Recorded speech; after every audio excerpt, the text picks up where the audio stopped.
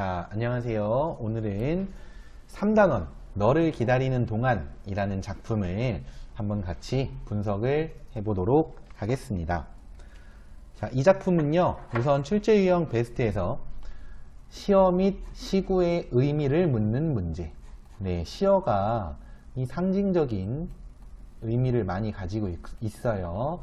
당시의 시대적인 상황이 또 어떤 좀 독재 정권의 시절이라든지라는 그런 상징적인 시어의 의미를 가지기 쉬운 그런 시절이라서 그것에 대해서 물어보는 문제가 다수 출제되었고요. 다음으로는 표현법 중에서도 특히 역설법을 묻는 문제가 나왔는데, 우리 밑에서 예문을, 그러니까 본문에 활용된 구절을 보면서 역설법에 대해 자세히 말을 하겠습니다. 세 번째, 시상이 전환되는 시구를 묻는 문제. 시상이 전환된다는 건 예를 들면은 슬퍼하고 있다가 어느 순간에 그 슬픔을 딱 극복하는 구절이 있어요. 그러고 나서는 이제 희망을 가지겠다. 이별은 슬프지만 다시 만날 것에 대한 희망을 가지겠다. 이런 식으로 태도가 바뀌는 것도 시상의 전환이라고 해요. 이 작품에서는 제목이 너를 기다리는 동안이잖아. 그럼 시상전환이라고 하면 기다리다가 이제는 기다림이 끝나는 상황이, 또는 기다리던 태도가 바뀌는 상황이 올 겁니다. 그 전환이 일어나는 구절을 묻는 문제 찾으시면 되겠고요. 다음으로는 시상전개 방식을 묻는 문제인데요. 이것은 뒤에서 문제풀이를 하면서 확인을 해보기로 합시다. 자, 내려가 볼까요? 지문 분석 볼게요. 내가 오기로 한 그 자리에 내가 미리 가 너를 기다리는 동안 다가오는 모든 발자국은 내 가슴에 쿵쿵거린다 입니다. 우선 여기서 기다림의 대상이 오는데 미리 가 있는 이 마음은 여기 보시면 간절함과 애틋함이라고 그러죠. 왜 간절함과 애틋함일까? 여러분들 어떤 걸 하고 싶을 때 일찍 해요? 하기 싫을 때 먼저 해요? 바람직한 건 하기 싫은 일들 빨리빨리 먼저 하면 좋은데 사람 심리가 또 그게 안 되잖아. 그죠? 그리고 좋아하는 일이나 바라는 일에 대해서는 열심히 하고 서둘러 하고 빨리빨리 하려고 하잖아요. 그죠? 여기서 나는 너를 기다리고 있고 너를 빨리 보고 싶기 때문에 미리 가서 기다리는 겁니다. 그 다음에 다가오는 모든 발자국이라고 하는 건, 자, 화자가 기다리고 있는 지점이 있다면 그 주변을 다니는 발자국들을 말해. 근데 그 주변을 다니는 발자국들이 마치 너가 온 건가 싶은 착각을 불러일으키니까 내 가슴에 쿵쿵거린다는 건 그런 의미로 됩니다. 그래서 다가오는 발자국은 사실은 모르는 사람, 지나가는 사람의 발자국 소리일 수도 있는데, 그 발자국 소리가 쿵쿵 하면 내 가슴도 혹시 너가 왔나 싶어서 쿵쿵 한다는 거지. 그래서 가슴이 쿵쿵거리는 것과 심장박동 소리, 그죠? 그거랑 발자국이 쿵쿵거리는 것으로서 이중적인 표현 효과가 드러납니다. 시적으로, 이중적으로 이렇게 표현이 됐다는 거. 그 다음에 이 쿵쿵이라는 말 같은 경우는 의성어죠. 의성어, 소리를 흉내내는 말. 의성어라고도 하고 같은 의미, 좀 비슷하지만 넓은 의미로 음성상징어라고도 해요.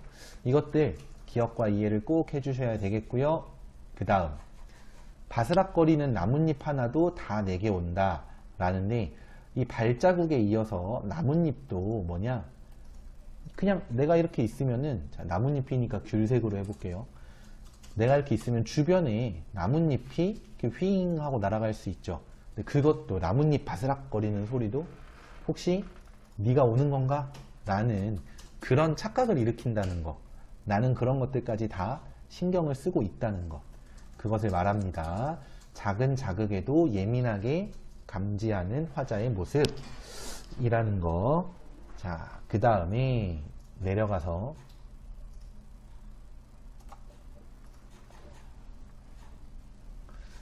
기다리는 일처럼 가슴 애리는 그런 일이 있을까?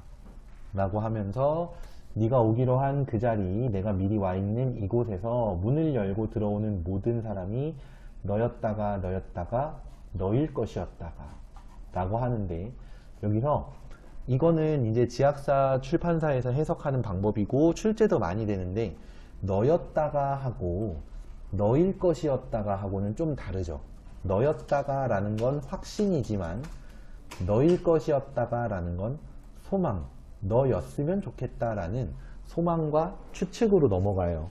확신에서 추측이 된다는 건 확신이 약화됐다라는 거, 화자의 확신이 약화되고 있다라는 거, 올바른 선지로 출제가 됩니다. 여기 보시면 소망, 확신, 아쉬움의 순서로 화자의 정서를 표출하고 있다가 틀렸다는 건 확신과 소망의 위치가 바뀌었기 때문이에요. 확신, 소망, 아쉬움의 순서인 겁니다. 아시겠죠?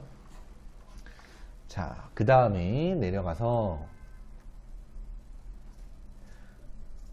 다시 문이 닫힌다. 자, 너가 아닌 다른 사람들이 들어올 때 계속 문이 열리는데, 그러다가 이제 문이 닫힌다는 건 결국 너가 오지 않은 상태로 문이 닫혀버린 거죠. 그럼 어때요? 아쉽겠지. 내가 기다리고 있는 너가 아직 안 왔네 하면서 아쉽겠지. 자, 그 다음에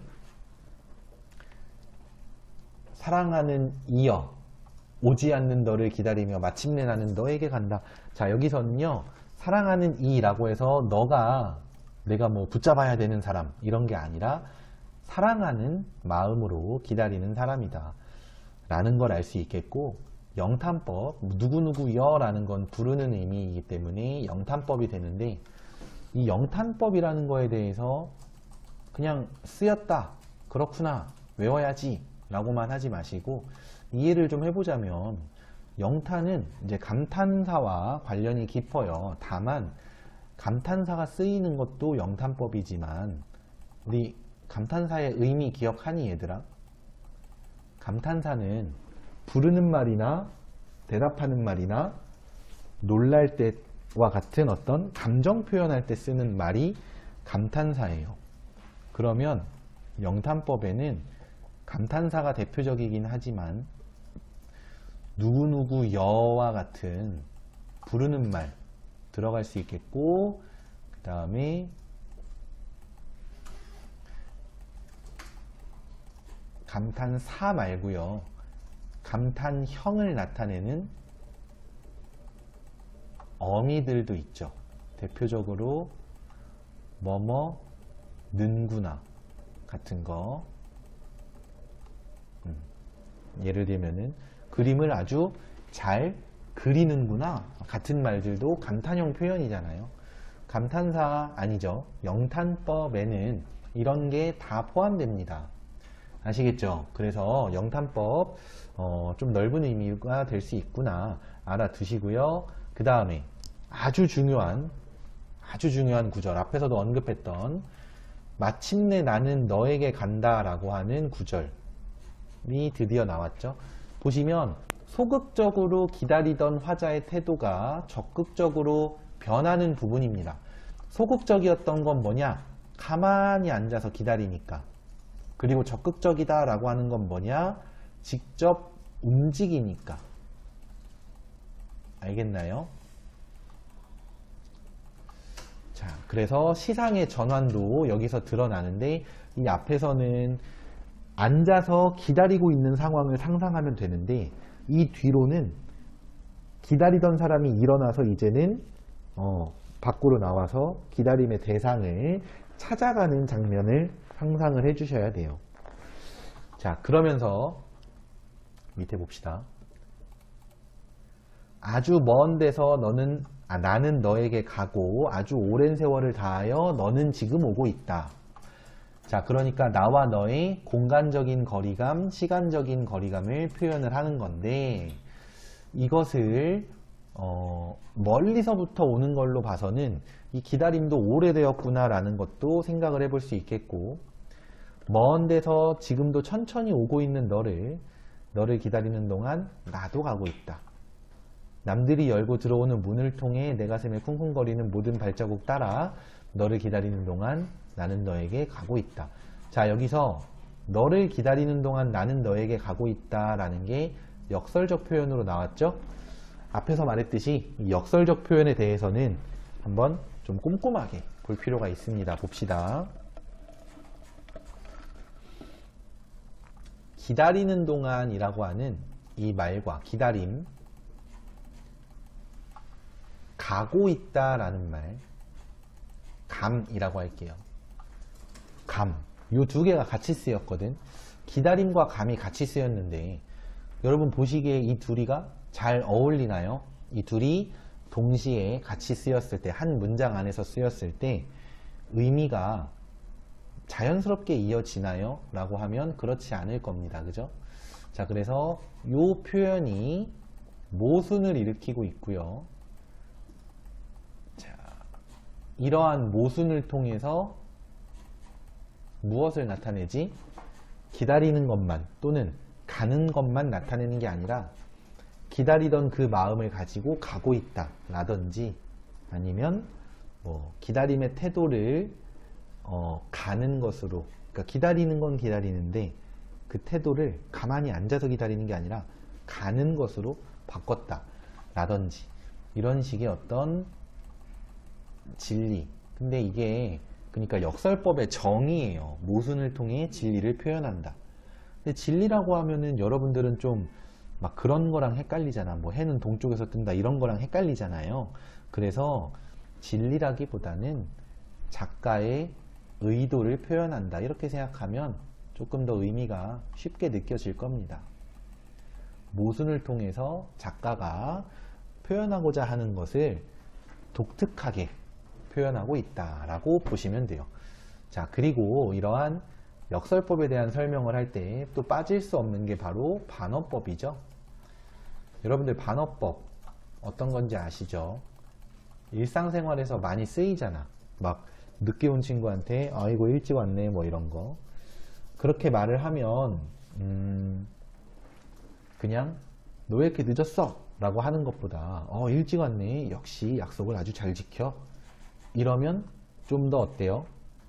내가 듣는 입장이라면 기분이 나쁘죠. 옆에서 보는 입장이라면 좀 재밌기도 하고요. 그게 바로 반어법의 효과인데 반어법은 상황에 믿을 수 없지만 시옷이에요. 이게 상황에 어울리지 않는 표현을 씀으로써 무엇을 강조하냐면은 의도를 더 강조하는 그런 표현법이 바로 반어법이고, 이 의도를 파악하려면 어떻게 하면 되느냐? 이 표현 있죠? 이 표현하고 반대되는 것이 바로 의도예요. 앞에서 예를 들었던 걸로 생각해 보시면 늦게 온 친구한테 일찍 왔네 라고 하는 건 늦게 왔네 라는 뜻이죠. 그것을 강조하기 위해 일찍 왔네 라고 하는 거고, 그래서 늦게 왔네 라는 비난을 더 강조하잖아요. 이게 반어법의 개념이에요. 그럼 차이가 뭐냐? 역설법 같은 경우에 요 기다림도 감도 둘 다 뭐냐면 표현이죠. 표현. 그러니까 역설법은 표현과 표현의 모순이 일어나는 거고, 반어법은 표현만 놓고 봐서는 모순이 없어요. 상황과 표현을 고려해 봤을 때 그 사이에 모순이 생기긴 하지만 이해되니? 그래서 역설과 반어를 이렇게 구분을 좀 해줄 수 있어야 됩니다. 이 역설법이 나오는 시가 시험 범위에 포함될 경우 거의 대부분은 역설법과 반어법이 헷갈릴 만한 그런 문제를 선지로 주고 역설법이 쓰이지 않은 거를 찾는 문제가 하나쯤은 꼭 출제가 되더라고. 그래서 잘 알아두시면 좋을 것 같고요. 반어법은 이 작품에 쓰이지 않습니다. 따라서 반어법에 대한 어떤 설명이 나오거나 할 경우에는 틀린 말이라는 걸로 생각을 해주시고, 또 하나 팁을 좀 주자면 이 반어법이 쓰인 작품에 예문을 몇 개 받으면 좋아요. 대표적인 예문 딱 2개만 알려줄게요. 김소월의 먼 후일이라는 작품인데 그 작품 보면은 먼 훗날 당신이 찾으시면 그때 내 말이 잊었노라 라는 말이 나오거든. 여기서 잊었노라 라는 거 당신이 찾아왔을 때 나는 잊었어 라고 말한다는 건데 먼 훗날에 당신이 찾아올 걸 기대하고 바라고 있는 사람이 과연 잊었을까요? 그때 가서? 물론 요즘식으로는 아니 시간이 지나면 잊을 수도 있고 다른 사람을 만날 수도 있죠 라고 생각할 수 있지만 이건 좀 옛날시예요. 그래서 그 마음속에 사랑하는 사람을 오랫동안 품고 있는, 간직하고 있는 그런 게 좀 더 일반적이던 시대니까 먼 훗날이 되어도 사실은 잊지 못했을 거예요. 그 잊지 못한 마음을 잊었노라 라고 말을 함으로써 잊지 못한 상황을 잊었노라 라는 표현을 통해서 더 잊지 못하였음을 강조하는 것.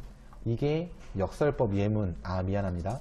반어법 예문에 많이 나오고요.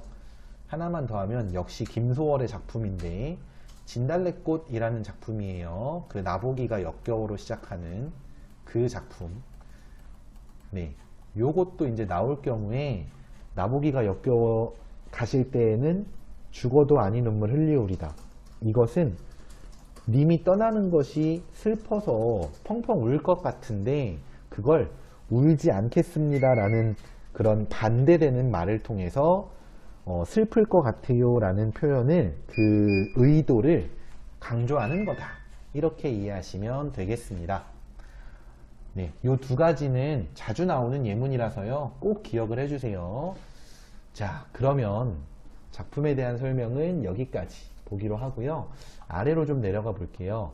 아래를 보시면 기다려본 사람만이 안다 라고 하면서 이게 뭐냐면 너를 기다리는 동안에 대한 비평문입니다. 근데 이 비평문 조금만 더 내려가 볼까요? 보시면 금년도에는 출제되지는 않았습니다. 여러분들이 풀 문제에서 이에 대한 문제는 안 나왔을지도 몰라요. 그러나 보기를 참고한 작품 감상 유형으로 매년 출제될 수 있기 때문에 이에 대한 학습이 필요합니다. 뭐냐면 이 비평문의 일부를 발췌해서 보기로 제시한 다음에 그 보기에 대한 보기를 참고한 감상으로 적절한 것은 또는 적절하지 않은 것은 이라는 문제가 나올 수 있다는 거죠. 그러므로 이 학습활동 내용에 빨간 글씨와 파란 글씨가 뭐예요? 빨간 글씨가 내용이고 파란 글씨가 설명이죠. 이것들을 꼼꼼하게 학습하실 필요가 있습니다. 반드시 꼭 읽어보고 학습을 하세요. 그 다음으로는 이제 독서라고 하는 단원의 목표와 관련해서 학습활동 지문분석 2번째는 사춘기의 반항기를 공감하는 그런 독서 내용, 호밀밭의 파수꾼의 주인공인 홀든에 대한 내용이 나오는데 이 또한 학습 목표와 관련해서 문제에 나올 수 있기 때문에 이 독서가 개인에게 어떤 영향을 끼치냐, 정서적인 감동이나 공감이나 이런 것들을 할 수 있게 해준다라는 독서의 영향과 효과에 대해서 물어볼 때 나올 수 있습니다. 알아주시면 좋겠습니다. 자, 그러면 이제 문제를 한번 풀어보도록 할까요? 네, 자, 문제 보도록 할까요? 우선 첫 번째로 볼 문제는 2번입니다. 2번 보시면은 물음에 답하시오 라고 해서 보기를 참고한 감상이 나오는데 아까 선생님 얘기했었던 이 보기 안에 이제 작품에 대한 비평문의 일부를 발췌한 그런 내용으로 나올 때 이 형식으로 나올 수 있어요. 그렇기 때문에 이 문제를 선정을 해봤고요. 답이 되는 것을 한번 확인해 보면 답은 3번이에요. 여러분들 지금 3번 한번 봐봐. 3번을 이미 쓴 친구들은 잘했고요. 왜 3번일까? 디귿에서 화자는 능동적이고 의지적인 행위를 통해 까지는 좋아요. 현실적 갈등을 극복하고자 하는군 이라고 했는데, 이 작품에서 나오는 기다림을 과연 갈등으로 볼 수 있을까요? 그러기엔 조금 무리가 있죠. 그렇기 때문에 2번의 답은 3번이 됩니다. 갈등은 이 작품에서 딱히 드러나지 않는다고 보는 게 맞을 것 같아요. 그래서 3번인데, 그럼 능동적이고 의지적인 행위까지는 맞다고 했으면 어떤 게 능동적이고 의지적이죠? 가만히 앉아서 기다리지 않고 직접 기다림의 대상인 너에게로 다가가는 모습이 능동적, 의지적 행위라고 볼 수 있겠습니다. 되셨나요? 네, 그러면 다음 문제로 내려가 보는데, 다음 문제는 5번이에요. 5번, 위 시에 대한 설명으로 적절하지 않은 것.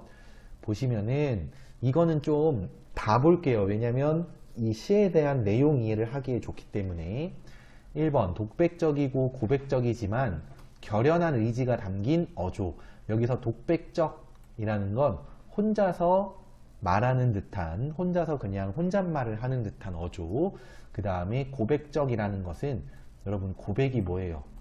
여러분들이 아는 고백은 뭐 지은아 나 너 좋아해 뭐 이런 거죠.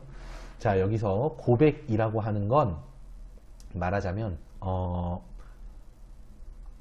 자신의 속마음을 표현하면 고백이라고 해요. 그래서 여러분들이 생각하는 그 고백 같은 경우는 그냥 그거죠. 그 좋아하는 마음을 표현하는 고백. 그러니까 그것도 좁은 의미로는 고백이 될 수 있고, 넓은 의미의 고백은 어떤 마음이든 속마음을 표현하면 고백인데, 그 고백이 어디서 드러나요? 뭐 내 가슴에 쿵쿵거린다, 바스락거리는 나뭇잎도 온다. 이게 지금 초조한 마음을 고백하고 있는 겁니다. 그죠? 그 다음에 사랑하는 이여, 너에 대한 사랑 고백하고요. 마침내 나는 너에게 간다.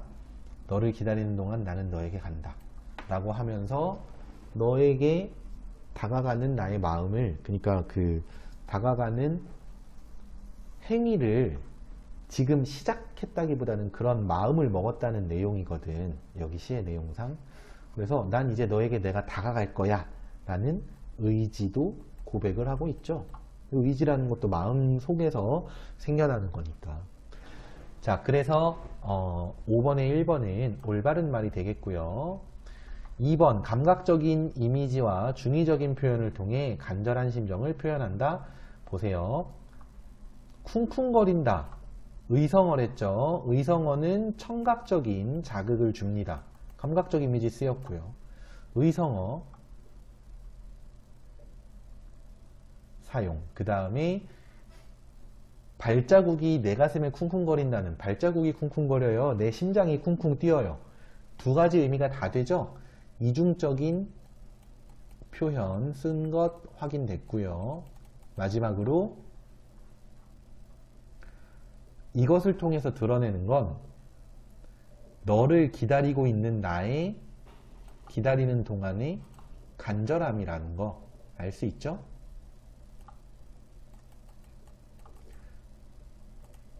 따라서 2번도 역시 맞는 말이 되는 겁니다. 청각적 이미지, 이중적인 표현, 간절함을 표현한다. 세 개가 다 올바른 말이 되었죠. 그 다음 3번으로 가서 형태상은 자유시이나 동일한 시구의 반복으로 내재적 리듬감을 형성한다. 여기서 여러분 형태상 자유시라는 것이 무슨 말이지? 싶을 수 있는데요. 자유시라는 건 정해진 고정된 형태가 없다라는 건데, 고정된 형태가 그럼 있는 게 뭐죠? 대표적으로는 시조를 말합니다. 시조. 북한이 아니죠. 조선시대에 주로 많이 창작되었고, 고려시대 중엽, 마렵부터 해서 창작되기 시작한 거, 고려 중부터 조선까지, 이때까지 쭉 창작이 되어온 시조라는 것은 세 줄로 딱 정해져 있고요. 글자 수나 한 줄을 몇 번에 끊어 읽느냐도 정해져 있습니다.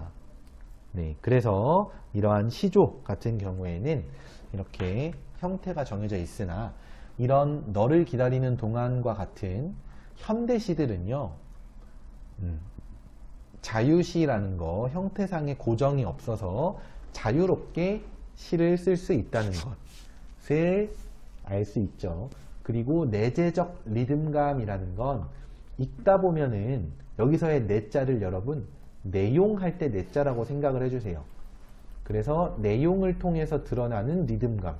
이 시에서는 어떤 내용에서 리듬이 드러날까요? 이런 내용입니다. 뭐냐면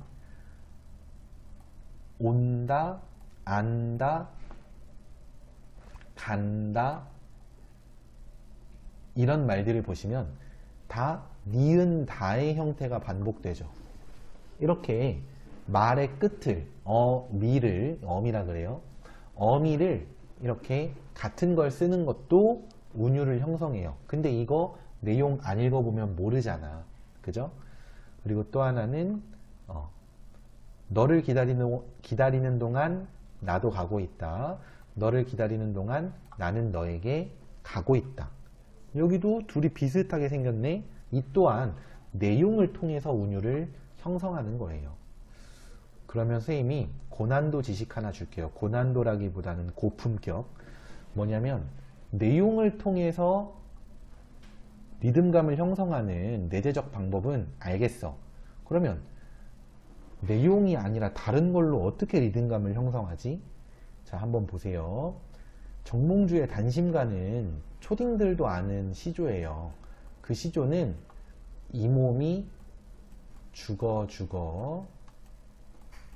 100번 고쳐 죽어. 그 다음에 백골이 진토되어 넋이라도 있고 없고. 이런 식으로 글자 수가 하나 정도만 차이 나고 세 글자 네 글자가 계속 반복되잖아요. 이렇게 글자 수만 맞춰 놓고 또 한 줄을 끊어 읽는 단위를 이렇게 이 몸이 죽어 100번 고쳐 죽어 처럼 4번으로 맞춰 놓으면 읽으면서 자연스럽게 운율이 형성이 돼요. 이게 좀 비슷한 게 뭐냐면 요즘에 이제 힙합 같은 거 인기 많잖아요. 그 랩하는 사람들도 가만 보면은 말할 때 단어 같은 거를 아무거나 쓰지 않아요. 비슷한 글자를 포함하고 있거나 같은 글자 수인 거를 따진단 말이야. 그때 그 같은 글자 수인 거를 왜 따져? 바로 운율 형성, 리듬감 형성, 이것을 위한 겁니다. 아시겠죠? 네, 그 다음에 4번에서는 누구나 한 번쯤 경험했을 만한 것, 바로 이 기다림입니다. 여러분들 기다리지 않은 사람은 없을 겁니다. 진짜 하다못해 자기 생일이라도 한번 기다려 봤을 겁니다. 그죠? 그래서 한 번쯤은 경험했을 만한 기다림이 소재가 되고요. 그 다음으로 5번 수미상관과 역설적 표현. 자, 답이 5번이죠. 역설은 맞는데 수미상관이 안 쓰였어요.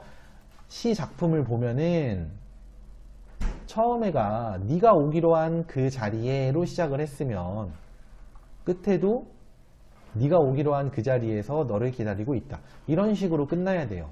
참고로 수미상관은 첫 연과 마지막 연 또는 첫 부분과 마지막 부분, 그러니까 지금 이 작품도 연 구분이 안 돼 있죠. 이럴 때에는 처음에 한 행이나 두 행, 세 행 정도 이게 마지막에 똑같이 또는 비슷하게, 같거나 비슷하게 반복되면 그걸 수미상관이라고 해요.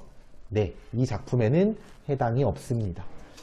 그래서 5번 문제의 답은 5번이 되는데 수미상관 뜻을 알면 답은 쉽게 찾을 겁니다.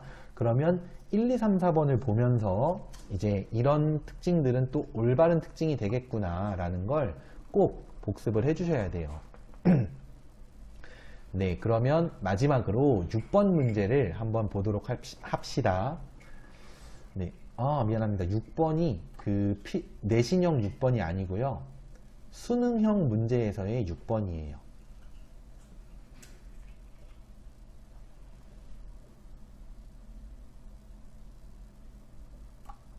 네, 정정할게요. 수능형 문제에서의 2번. 2번이에요. 2번. 여기다 크게 써줄게요. 2번. 자, 2번은 윗글과 보기를 비교한 것이라고 해서 보기에 나온 작품이 바로 그 모란이 피기까지는 이라는 작품입니다. 유명한 작품이죠. 여러분들 아마 중학생 때도 문제 풀다 보면은 이 찬란한 슬픔의 봄 같은 표현 한 번쯤은 봤을 겁니다. 네, 그 작품이, 아니, 그 표현이 드러나는 작품인데요. 두 작품의 공통점이나 차이점을 적절하게 설명하지 못한 것을 찾으시면 됩니다. 몇 번이 답이 되느냐? 답은 바로 2번이에요. 윗글은, 여기서 윗글이 이것을 말하고, 그 너를 기다리는 동안. 보기와 달리 에서의 보기가 모란이 피기까지는이죠. 이것과 달리 특정한 어미가 반복되어 운율을 형성하고 있다라고 했는데, 보기에서 보면은 태요라고 하는, 평상시에 태요라는 어미를 쓰나요? 잘 안 쓰죠? 그러니까 이거 맞아요. 보기는 맞아. 그럼 윗글은? 근데 윗글에서도 아까 앞에서도 얘기했지만 온다, 안다, 간다 이런 말들을 통해 비슷한 어미가 활용되어서 운율을 형성하고 있다라는 거 얘기했었죠. 그렇기 때문에 2번에서 나오는 보기와 달리가 아니에요. 윗글과 보기는 모두 특정 어미가 반복되어 운율을 형성하고 있어야 됩니다.